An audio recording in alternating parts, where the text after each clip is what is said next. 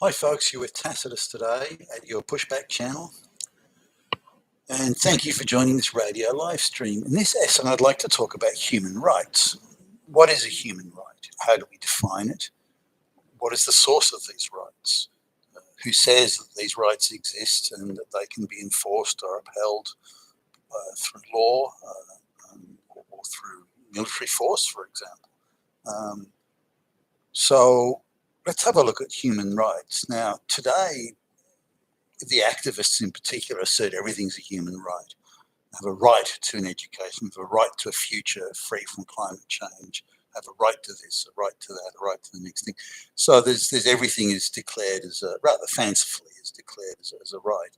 Now the activists in the United Nations and various NGOs don't help this. They fan the flames of this. You have a right to go to the West, they tell the illiterate poor peasant in a third world country. You have a right to go to the West. You have a right to housing. You have a right to education. You have a right to university. You have a right to a degree. You have a, and so on and so forth. And these people go, oh, holy shit, do I? Now, the more complex issues of where do rights come from, how can they be codified and defined, and again, supported, enforced, and of course funded. So let's have a look at that. Now, originally, rights were something that only the sovereign or the government would extend. Now, you know, these could be rights of travel between one village to the next, or rights of marrying, or rights of procreation, or rights of access to water, rights of access to certain land, and so on. So there were many things that were rights that were in effect laws or codified as laws, and people were permitted to do this and permitted to do that, and certain classes of citizen were permitted to do different things, and you know, slaves could do this, freed slaves could do something else, citizens could do so and so. Poor citizens had fewer rights than wealthier citizens. So it was really something that the government gave. And Christianity sort of changed that because it suggested that, or stated that your rights actually came from God. Now, this was something that didn't go down too well with you know, anybody who had power and influence in the day. You know, I decide what rights you have, buddy. But this idea that laws came from, or rights came from an omnipotent God was you know, taken in by initially the Catholic Church, and then was absorbed into the you know, the ruling devices and mechanisms of various kings, princes, you know, petty nobles, aristocrats, and so on. So now, you know, different societies, you know, the societies of Genghis Khan, they had rights, but they were defined differently, were codified, if at all, in different ways, and were administered differently. You know, somebody who, you know, the idea of might, as in force is right, then that prevailed, even in Christian societies. Now, the definition of if rights come from God, then how can mere mortals administer those? Well, you know, this through laws such as canon law, you know, religious law, and religious courts, canon law courts, where people can go and get redress for grievances if their rights have been impinged upon, or whatever the case may be. Now, in terms of when two people have rights, but one person wants to do one thing and one thing another, who determines who's, you know, the rightest of the right? Which right is the most right? And this sort of brought about the advent of trumping rights. Well, my rights are more right than your rights. And you still see this today in victim ideology that runs through our courts and Western governments, that if you have social victim points, you know, you're the proverbial black lesbian, then you have more rights than the straight white male because you're the oppressed class, and therefore to equalise the two, we have to favour one group over another in order to produce some imaginary nirvana of equality and equal outcomes. So rights only have certain meanings in certain contexts. So the rights movement today is particularly pushed as a way of creating equal social outcomes. That if we say the black student that wants to get into Harvard University, say he or she only has to get 20% in their exam, but if a straight white male wants to get in, he has to get 60% in his exam. But we say that creates equality because the black person has a right to an Ivy League first class education. So that's the mentality today that permeates the concept of rights, that rights are extended and furthered on a basis of producing equal outcomes, which means that there are no rights. In fact, they've gone back to being an arbitrary extension of the autocracy and the power, the state power determines what rights are. So when the Declaration of Independence in the United States, the Declaration of Independence came along, and the French Revolution as well, there's the Declaration of the Rights of Man and so on. The view was that rights were extended from God and they applied to everybody. Everyone had the right for freedom and to pursue happiness and so on. Now, the application of this was uneven, and again, wealthier people had more rights than poor people, and slavery still existed pretty much all over the world at that point. This idea that it was simply a white thing on black people is absurd. Slavery existed everywhere, all over Africa, for example. Blacks enslaving each other, Arabs enslaving blacks, and Indian nobles and rulers and heavies enslaving their own peasant populations and so on. So if rights did come from God, as was asserted, for example, in the Declaration of Independence, then it was these rights were natural rights, and they were not subject to filtering on interpretation by a priest or a monarch or an aristocrat. They were natural rights, and everybody had them. Now this was a pretty revolutionary idea, but it was also something that was couched at a time when people still believed that the soul was immortal. So people in their living bodies came and went, but the soul lived for all eternity. And so that was very much part of the, if you like, the overall thinking that went into some of these ideas of natural rights extended by God. And but how do you then enforce rights? So if someone has a right to whatever, and bear in mind these rights were written up in sort of very broad context. They weren't a specific right, as in, you've got the right to walk down this street at midnight or something. They weren't specific rights in detail, and they weren't codified into very clear, precise language law. So some of the things were, generally, but the concepts of these rights were very broad. They come from God, and they include the pursuit of happiness.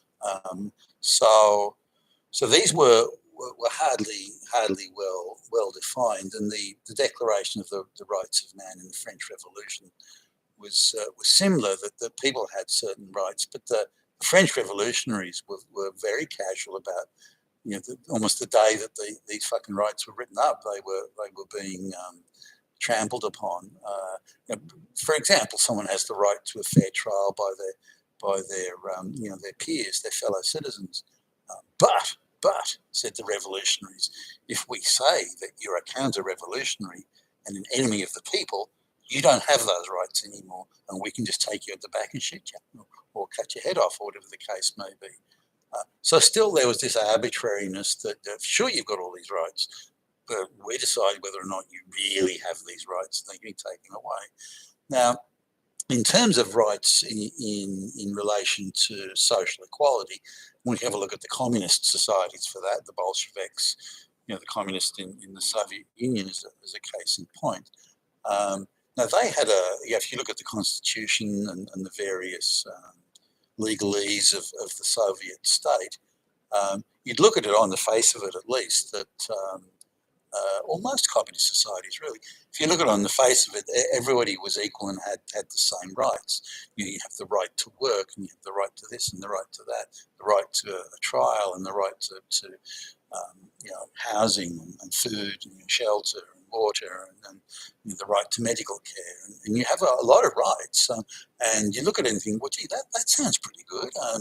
And the state guarantees these rights, or so it appears on the surface. But again, the Soviet state, we have the right to spy on you to make sure you're being the good Soviet citizen.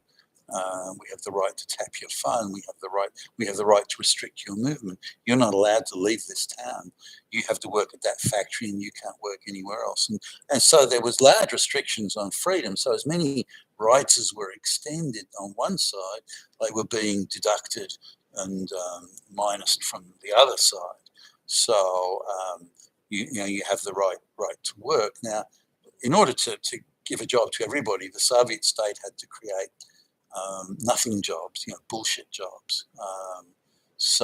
And they would give them fancy names like an economist or an engineer. Somebody repairing a shoe and putting a new sole or heel on the shoe was a shoe engineer, and these sorts of things. So and vast in factories, hundreds of people would be employed in administration to do what they would call economic planning, and their job was simply to file reports that 50 widgets got manufactured today, and so you'd have this vast army of administrative staff that really had nothing to do.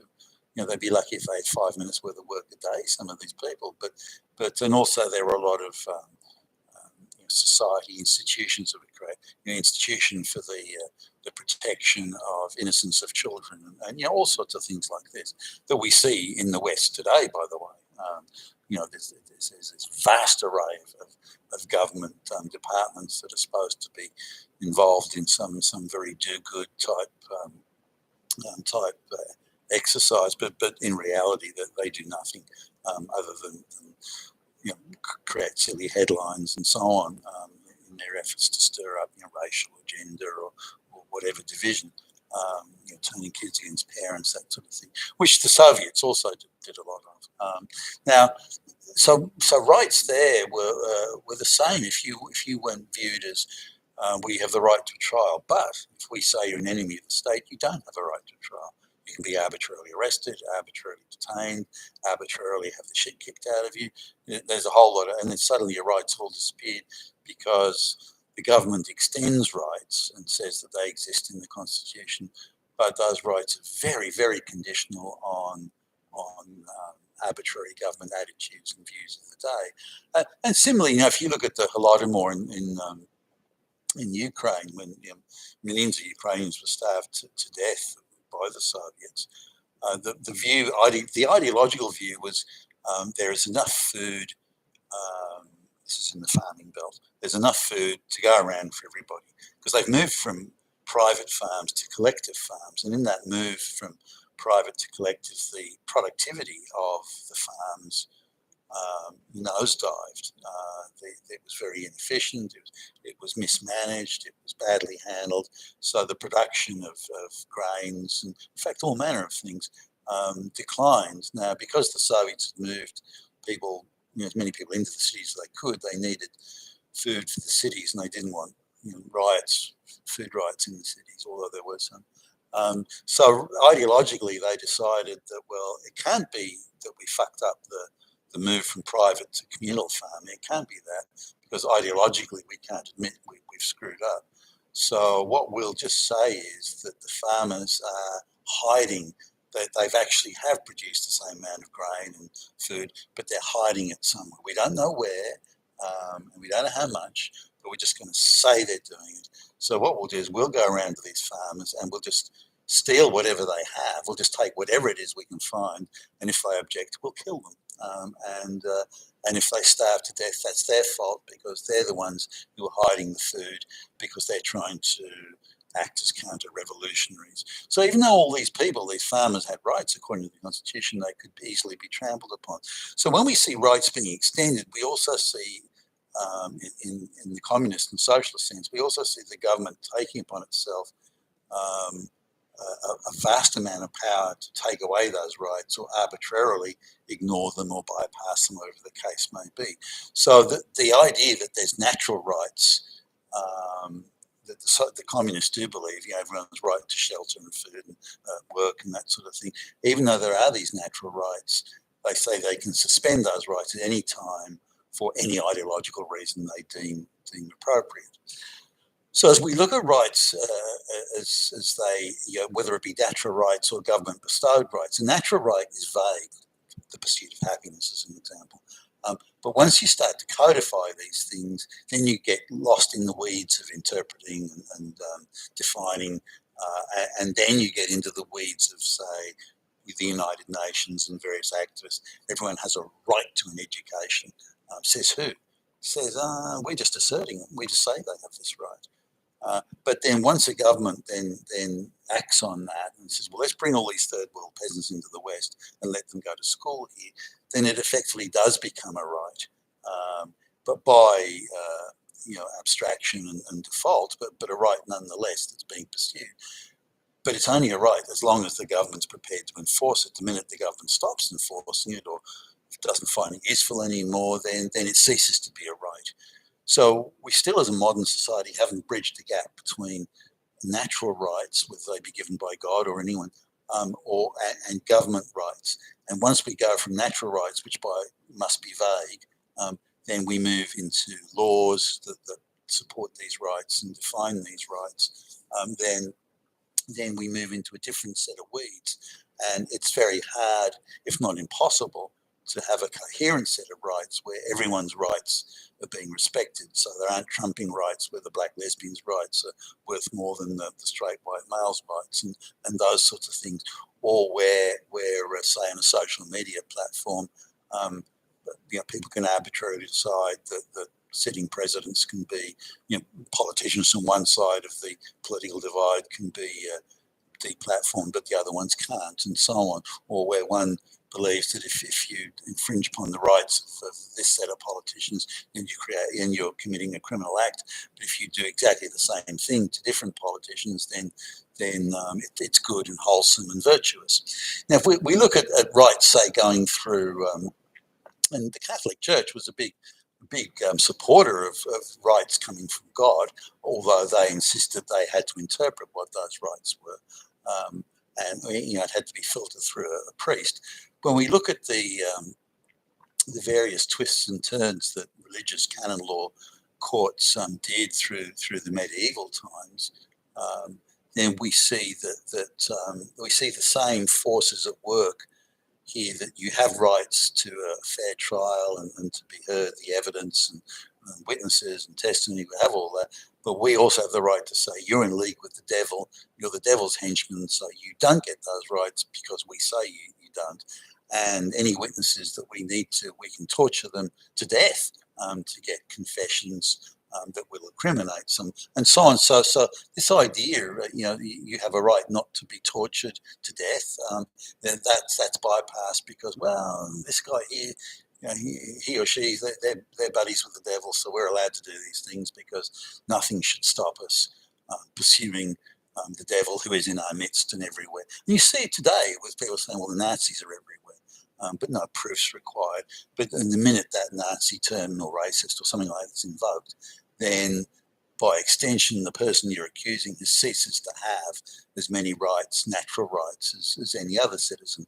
So again, we're getting stuck in the weeds here of defining what rights are, when they can be upheld, how they can be upheld, and how they can be supported through law. Now, I'm one believer that natural rights are a very important part of society. And my view is that the rule of law that's applied equally to everybody, and just as importantly, if not more importantly, due legal process. Due legal process is vitally important here. that the evidence that Party A gives has absolutely equal weight, once it's tested, obviously, but has equal weight to the evidence that Party B or C gives. Now, that due legal process is such that, the idea of justice is blind, that people come in front of the court and they outline the facts of the case, or the facts as they understand. That's then tested by questioning and cross-examination and that sort of thing, DNA evidence, whatever means are available. And the evidence that stands up to scrutiny is therefore the evidence that the court can rely upon to give a verdict. So I think those things are. So if we're going to get as close as possible to protected rights, must have clearly and precisely codified law. Very, very important, that, not the vague bullshit stuff that we see coming out of the American Congress all the time. Things that they do, like, especially creating laws to deal with issues that don't even exist. That detracts from natural justice, and detracts quite substantially, I believe, from natural rights, or any sorts of right, but be it supported by governments or not.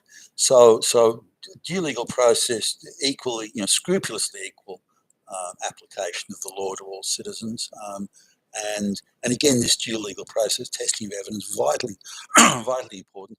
And equally important is absolutely clean and fair elections. Now, there's a final thing which is very much part of what made fair society functioning, is that the fourth estate, once being the watchdog that highlighted political failures and cock-ups and corruption and various misdeeds from the body politic, that the media must be independent. Again, scrupulously independent, and that's a very important part of that. So if we're going to look at rights, we can get as close as we can to rights, be they natural or otherwise, as close as we can to rights. But there are certain things that limit the erosion of rights, and those things are the freedoms, as I mentioned, the rule of law, even equally applied to everybody, due legal process, completely clean and fair democratic elections, clearly codified law, and of course an active and completely independent fourth estate. And if we have those things, that's as close as I think we're ever going to get to having rights as human beings, and having those rights supported. Now, we can look at other factors such as wealth. For example, poor countries, it's all very well to talk about rights, but when the country's a dirt poor basket case, usually because of corruption and various things like that, but if laziness, ineptitude, if it's a basket, then it's very hard to extend rights. For example, medical care. All Russian citizens had access to medical care, but it was a medical care that was very low budget. There wasn't the sort of money to throw around. So, people I've known who were young adults in the Soviet Union or Eastern Europe, often when they went for dental work, there was no anaesthetic. So they were having teeth pulled and drilled and some heavy hitting, heavyweight dental work done without anaesthetic. As indeed some of the minor operations were, hospital operations they were done without anaesthetic. So, I mean, you'd have to, it had to be made of tough stuff for some of that. So this idea of having a right, you've got a right to medical care, but it's piss poor medical care. Or maybe not every aspect of it, but certainly the serious stuff. If someone's going to cut you open and pull your teeth and that sort of thing, that medical care was very important. And so the quality of that medical care was very poor in the overall scale, much higher quality in the West. In a lot of parts of Europe, if you've got good quality teeth, your teeth are well spaced and they're white and so on. There's the saying around Europe that, you've got American teeth, because not so much today, but certainly 20, 30 years ago, the quality of dental care in America getting having a great set of teeth, that sort of thing. That was something that you could afford in America, whereas people in Europe and many other countries either don't have access to that expertise in dentistry, or they can't afford it, or both. So rights to medical care and rights to these things.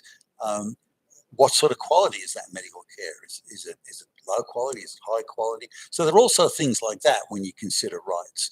So a wealthy society is one that can do the best job or the most effective job of delivering a whole range of things that, now whether we call them rights or not, it's not, but access to them and access to quality, whether we call it a right or a benefit of living in a rich society or a bit of both, then for the government, as the Constitution of the United States suggested, part of the government's role is to provide a framework for wealthy citizenry. A wealthy citizenry is a wealthy society, and then they have all these things through their wealth and tax collections to then deliver quality medical care. Call it a right or something else, but it requires wealth. So the ability of a citizen to pursue wealth in a legal manner, to pursue wealth, is also, I believe, a right, that they should have that ability to pursue that unimpeded by government. But that's my view on rights. I mean, I'd be interested to see your views below. And you've been with Tacitus today at your Pushback channel. Thank you for listening.